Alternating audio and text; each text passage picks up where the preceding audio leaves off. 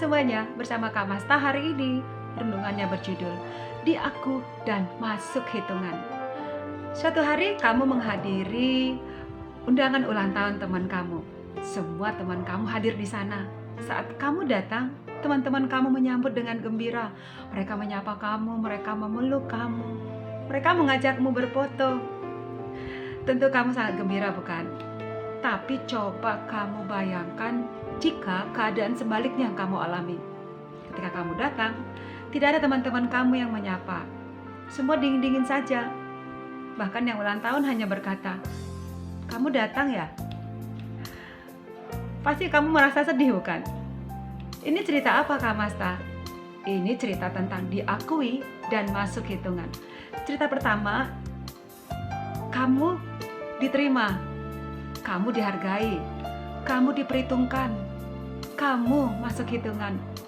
Namun cerita yang kedua, kamu tidak dihargai, kamu ditolak, kamu dianggap angin, kamu tidak diperhitungkan, kamu tidak masuk hitungan. Apakah ini cerita sepele? Sama sekali tidak.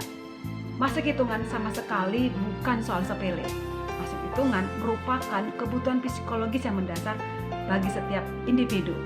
Tiap orang butuh diakui, masuk dalam hitungan.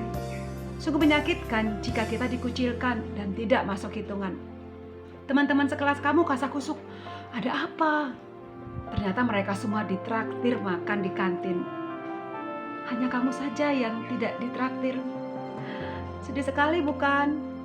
Tiap orang butuh terhitung pada sesuatu. Misalnya pada gereja, keluarga, lingkungan tempat tinggal, sekolah, bangsa. Di situ kita masuk hitungan. Siapakah yang masuk hitungan dalam kerajaan Allah? Ceritanya ada di Lukas 14 ayat 1 sampai 24. Suatu hari Yesus diundang makan oleh seorang pemuka agama. Para pemuka agama di jamuan makan itu memperbincangkan siapa yang dijamu oleh Allah dalam kerajaannya. Siapa yang masuk hitungan Allah? Para pemuka agama beranggapan bahwa yang dijamu dalam kerajaan Allah adalah orang-orang yang saleh dan yang terhormat seperti mereka. Maksudnya mereka yang menjalankan Taurat, menaati Sabat, membayar persepuluhan, berpuasa dan melaksanakan hukum agama. Sebaliknya menurut Yesus, orang-orang yang dijamu oleh kerajaan Allah bukanlah orang-orang yang saleh dan terhormat, melainkan justru mereka yang biasanya dikucilkan oleh para pemuka agama. Siapa itu? Orang-orang yang lemah, orang yang miskin, orang yang buta, orang yang difabel, yang merupakan kelas masyarakat yang dianggap tidak direstui dan tidak diberkati Allah. Bagi para pemuka agama, mereka itu adalah orang-orang buangan.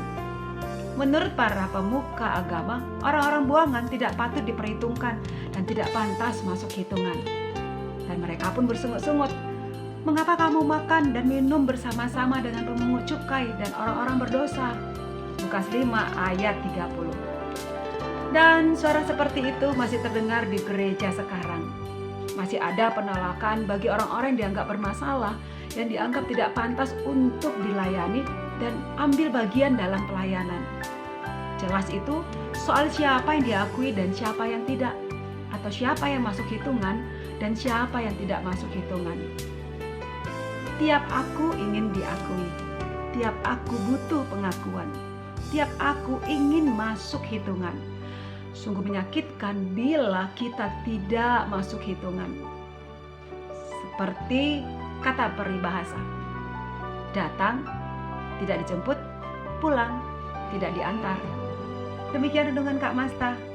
Kita berdoa. Terima kasih Tuhan Yesus, Engkau mau menerima kami dan Engkau tidak pernah menolak kami. Amin. Yesus berkati. Shalom.